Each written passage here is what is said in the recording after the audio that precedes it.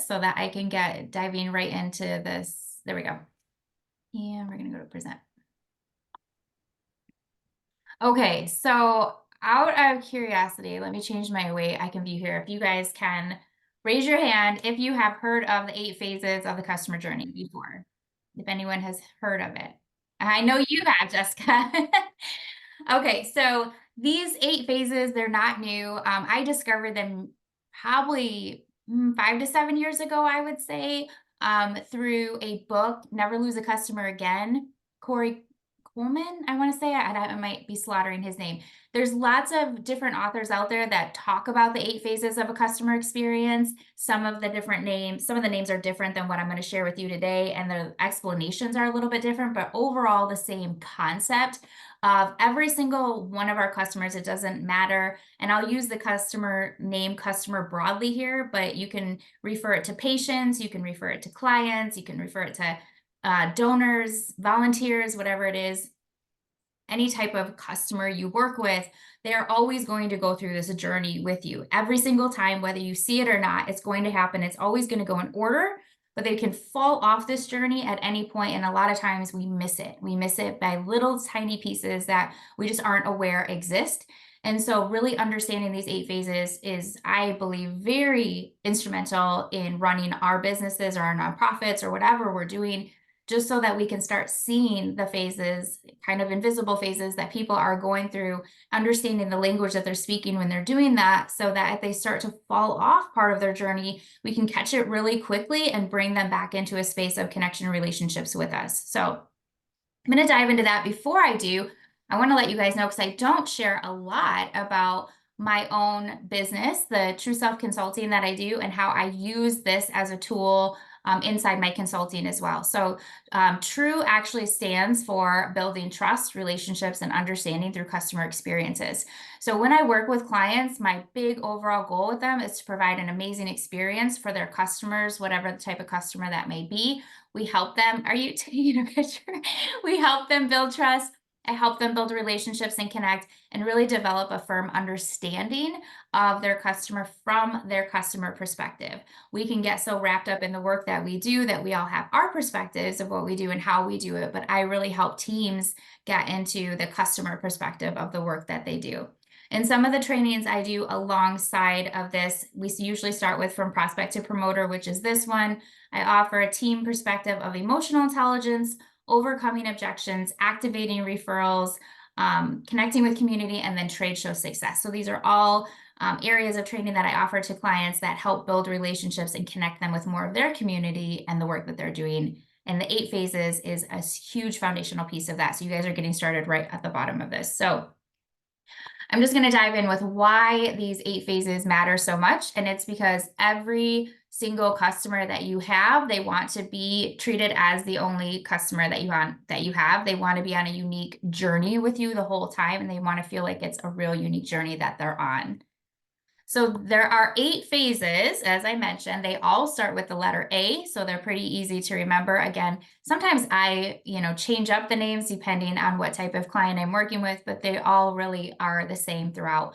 So the first phase is assess, and then we move into an admit, affirm, activate, acclimate, accomplish, adopt, and advocate. And as I mentioned in the beginning, your customers will go through these in order. They usually have 99% of the time, I'll say they are always in order. But again, they fall off at random points throughout. So I'll teach you that. So we're going to dive right into the first phase, which is the assess phase. That is when a potential customer is deciding basically if they want to do business with you or not. They're checking you out. They're getting a little taste, a little flavor, Beverly over there. So they're learning what to expect from your organization, and they're sharing their expectations for the relationship. They can really be assessing you for a long time before they actually approach you about doing any business together. They can assess you through simple things like Facebook, our social media outlets. They can assess through like LinkedIn. If we're out in an event and they see us out there, they can assess us there.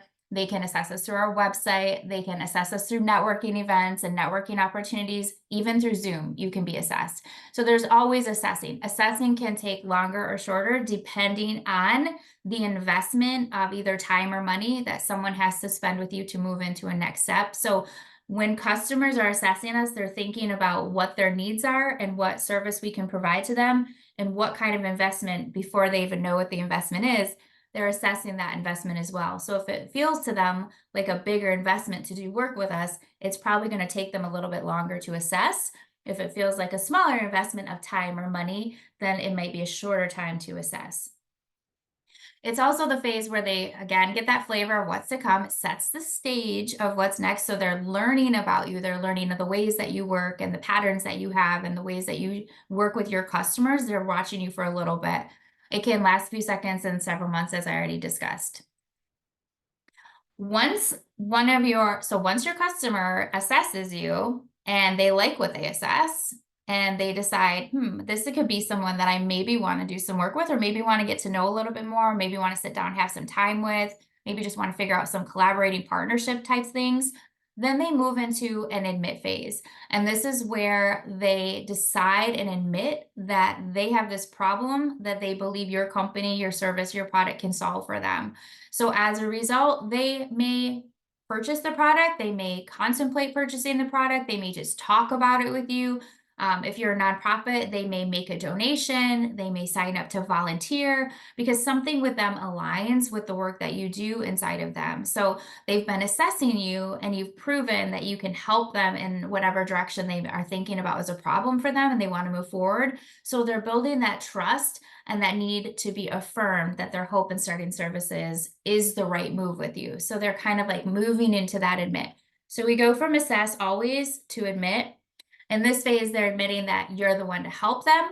In this phase, it's really important to recognize there's this sense of joy and this hope that comes with this phase. It like really drops this like chemical release of this dopamine, right? So that chemical feeling of joy and excitement. And that admit phase really gives us a chance to capitalize on euphoria. So euphoria, when our clients have that or our customers have that and they admit they want to do work with us, when they are in that admit phase, they are often telling us exactly why they want to work with us. So if it's, if it's something, if it's a chiropractic patient, like I woke up with such a stiff neck, or I've been having these migraines, and you just talked about that in your video. And I was like, I resonated with that. Or like, Brian, like, oh, my spouse and I have been having these money conversations, and I just watched this YouTube that you did, and this really resonated. So when they're in that phase of admit with you and they're excited and they're sharing, they're giving you clues as to why they picked you. This is a really important phase to capture with your customers because sometimes this doesn't come like this excitement is like you hone in. You're going to want to use that excitement later because there are bumps along the way that we have with all of our customers where we need to kind of circle back and sometimes remind them of what it was that got them through the assess and to the admit phase to want to like have that excitement to begin with. Okay, so once they're in the admit phase, we move them into that affirm phase. And so affirm is really known as buyer's remorse. Okay, so this is where there's a cost of service laid out, there's a value of your services. It's that next step into signing a contract and moving forward with the negotiations and showing up and doing the work together. So they've made the decision that you're the one they want to trust to do the work. You have a solution to the problem that they have. But buyer's remorse is a real thing. It kicks in, it can be money, it can be time. And in other areas, I share a lot about what these four main areas are. But the two highlighted ones that I want to share with you guys today are the time and money, where affirm really comes into play. And a lot of companies don't really do well with balancing that scale for their customers and really showing them how powerful buyer's remorse is, and then bringing them back again to that admit phase to help them balance. Oh yeah, this is the service that I really wanted. Yes, this is the cost of my time, or this is the cost of the money that I'm going to invest. But man, doesn't it balances out really well because the money really doesn't matter when I look at the value of the service. So we want to help them balance the scale so that the value always shows up when money or time starts to rise. Okay, make sense? Okay, in the affirm phase, there's this kind of handoff sometimes. It can be, sometimes it's us. If we're a solopreneur, sometimes we're starting with a patient or a customer or a client and we're moving them on to the next steps with the team. And sometimes or it's just us, we're moving them on to us, right? And sometimes we have a team and we're moving them on. So sometimes affirm phases can like begin to get a little wonky when there's a handoff. So if you have a customer that you start with, and then there's a handoff to the next person, that handoff has to be really clear so that people don't question their decisions, right? Everything feels euphoric, everything feels exciting, everything feels good until the next steps happens that they don't understand. So again, we're in the affirm phase, we're really working them through a transition of admitting they want to work with us to our value, the return on investment, the outcomes, the problems we solve are so good that you're going to be excited about this value that you're putting into it. Once we move someone through the affirm phase, we move them into what's called the activate phase. So, the activate phase is the post sale interaction when the relationship with the customer really starts to materialize in a meaningful way. It's the start of that service, it's that initial kickoff. One really great example that I usually share with my clients that a company that does activate really well is Apple. Apple knows and has learned through a lot of research that when a product is bought, so let's say I purchase a phone. If I make a decision to buy this phone and it's a really cool phone, it has all the things I want on it, and it has some really cool things that are going to help me get my work done, let's say. When this phone comes in the mail, I want to be able to open it and start working on this phone right away. I've been waiting for it a while. I'm excited for it to get here. I want to like initially dive in. But what a lot of other products and services haven't recognized is that in other phone services, you have to like plug in and charge your phone for like hours before it actually is up and running. So Apple actually paved the way for a lot of companies to start charging their devices, pre-shipping them, so that when a person would open up the package, they would initially and like right away be able to start using their products. And that's what Activate is. If there's that delay onset, the customer is kind of like, okay, when's this happening? We want to like get rid of any barriers. So we really can like zoom in on getting them started right away. So we want to remove the barriers that cause them to be like, oh, well, when is this going to start? When in our like that euphoria starts to dip down a little bit and we lose some excitement. So any way that we can move them right in through the activate, one of the best ways that we can do that is really celebrating them and letting them know how much we appreciate them and how much we know that that was not an easy decision for them. There's a lot of places and people that they could choose to work with for the problem that they are looking to solve, and they picked us. And so, really honoring that and being respecting of that and thanking them for that is, I think, one of the biggest ways that we can activate, and then letting them know exactly what's coming next. So that really, if we can activate really well and get someone launched right in and excited from the get-go, and that, we can exceed the expectations right away, right? We acclimate next. And acclimate is so important to help them know what's coming. A lot of places don't do this well. And customers get confused. And that is, the affirm phase is one of the first places people fall off the ladder. As they go through their sequence, affirm is where they fall off first. If an investment's too high, or if time is too much, or if they just can't figure that out and they don't feel like the value is enough to get to put in the investment or the time, they fall off right there. But another big place that we can lose people is in the acclimate phase. And that is just because we don't spend time going through the process with our customers. We assume that because we know the process, that our customers know the process, and they have absolutely no idea. From the time the paperwork comes that they have to fill out, maybe it's a new patient paperwork, or you have a new volunteer, or something's going on in the organization.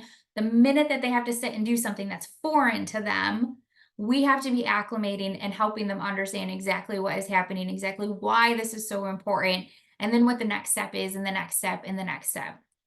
We're walking them through the process. We know the steps of the process, but they have barely absorbed the first steps of it. They haven't really gotten a taste for what we're doing yet. So the distance between them knowing what we have and from us knowing what we have is huge. So we have to close that gap for them. An example of this that I love to share is with Domino's Pizza, because this just I mean, it happened to me within the past few months where my son like wanted to order a pizza off his app, and I was like, "Are you serious? Like we could go there," but I didn't have time to take him there, and so I'm like, "Just order it." So it was attached through my information, so I would get alerts, and I think it was Domino's that did this, and he ordered, and I got an alert on my phone that said, "Hey, Sarah, just want to let you know your pizza's being made currently right now. We're adding all your toppings." They listed off my toppings. "Hey, Sarah, your pizza's going in the oven. Hey, Sarah, your pizza's being boxed up and ready to go out the door." Another alert comes in. "Hey, Sarah, we're just a block away." And then, "Hey, Sarah, we just left your order on the door." Like all the alerts of all the things that were happening with my pizza. And I say it lately, but it's like really true. Like I felt like so connected to that pizza. I knew every step. I felt like I was on a journey with the pizza and the person that was handling my pizza for me. And I felt so connected and thankful. I felt really grateful that they were allowing me to know where they were. I wasn't sitting at home, or he wasn't sitting there going, "Where's my food? It's been 30 minutes." Like I knew exactly what was coming next and the steps that were, because it showed me and it laid it out for me. And that's exactly what we need to do for our customers or our donors or our patients or our clients in every step of the way that they walk through us, so that they never have to guess. They never have to sit there. Like we're answering the questions that they have before the questions even come up. We are anticipating because we've been there in some sense. We have to really use that empathy piece that we have, get inside their shoes and think, what would the questions be? Remembering what were the problems that they had when they came in? How are they trusting me to solve this problem? What are the questions they're going to have along the way so that I can walk them through before they even become hard questions? If you can do that really well, and your customers always feel like they're on a part of the journey with you, like Domino's Pizza, then you move them into, I'm just going to skip that one, into the accomplish phase. And so this is really where the customer feels like they have achieved a result with you. They were seeking something when they started off in this process. From the time they were assessing you and they were watching you, they still knew what they wanted here in the accomplish phase. They had the idea in their head and what they were hoping for. And when you get to accomplish with the customer, you've done it. Like you have just gotten to their expectations. You've shown up, you've like put on that cape, and you, for them, you're their hero because you just matched the expectation that they had when they then admitted, when they overcame the barrier of time and money, and when they were walking through the process and everything. You have accomplished this for them, and they feel accomplished because you accomplished this for them. You've acknowledged, you can acknowledge the challenges here. Again, this is another place to celebrate with them, because this is another place where excitement is really going to come in for them, and they're going to tell you. If they don't tell you how excited they are, chances are they may not be excited, because when our customers aren't excited, and if we have built all the way up to accomplish with them, they've started to trust us, and they probably like us a little, right? And they enjoy doing some business with us. But if they don't tell us, "Oh my gosh, that was amazing. I love this experience," then there might be something missing, right? Sometimes customers don't tell us if there's something missing, and they expect us, because we've walked through this journey with them. We know we're supposed to know them, right? We're on this with them. They expect us to pick up when they're not feeling the journey. And when we don't pick up on those pieces, all we do is affirm to them that I was right. Like they didn't really care about me, or they didn't, that piece didn't matter to them, or I wasn't a priority.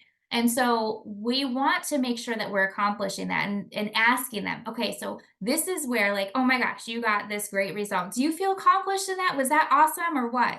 And ask them those questions so that we can really get those answers.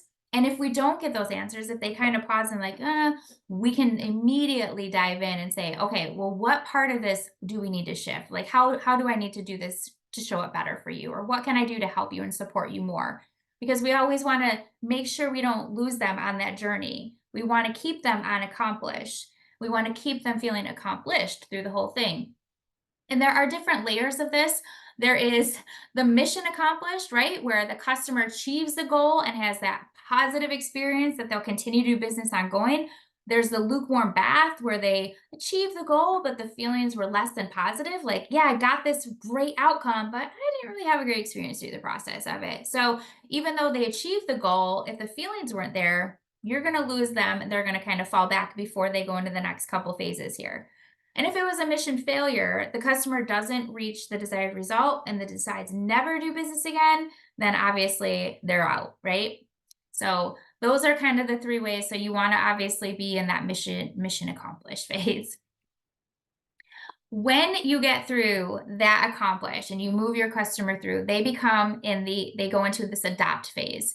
So adopt is just where they take ownership of the relationship now. They become part of this process with you. They're in charge and they're deepening and strengthening the bond, and they really proudly state working with you. They're thrilled and associated by the reputation that you have. Whenever they think of someone that may need something, they may talk about you or mention you. You want to reward them somehow, and you don't have to like pay them or affiliate them or do it monetarily, but you want to make sure that they're feeling like they are getting something in return. And a lot of people don't need this, so you're going to know if a person in the adopt phase needs this, because they'll start slowly pulling back if they're not recognized. So you'll know if you have a person or customer that needs to be recognized if they slowly start to pull back. If everything has remained the same and the services are wonderful and they're happy and they're great, but they start to tell less people and start to adopt things less, then they might need something from you to like recognize how thankful and grateful you are for those services, like a referral bonus or services, or some people do like referral cards where you give so many referrals, you get like a bonus or something like that, or you can give them a discount on something else, or you can take them out to coffee or lunch to thank them for their services. So you want to like really capture the people that are in the adopt. You want to keep them there so they move through to the advocate phase, which is where they become that raving fan, that zealous promoter, that unpaid solicitor. These two, the adopt and the advocate phase, are actually pretty similar to one another. The difference in the adopt and advocate is in the adopt, they have adopted you as theirs, right? They want you, they work with you, you are their person for everything. If you're their realtor, you're going to be their realtor for life. Like you, every time they move, or they're going to look to you. As an advocate, they are really like shouting out to you, to other people. Everyone they're telling their testimonies, they're sharing their rave reviews. So this phase is every company's dream. So you really want to be open and celebrate them, and you want to try to like reward them in the way. Have you guys heard of the love languages? Right, most of you, right? So there's 5 love languages. You want to, in the process of working with your customers, that's how you should be thinking about rewarding them. And that's how I tell my clients, is like, not everyone likes to be rewarded the same way. So don't do one thing for everyone, because some people are going to not feel great about getting a referral bonus, or some people just want to refer you because they love you.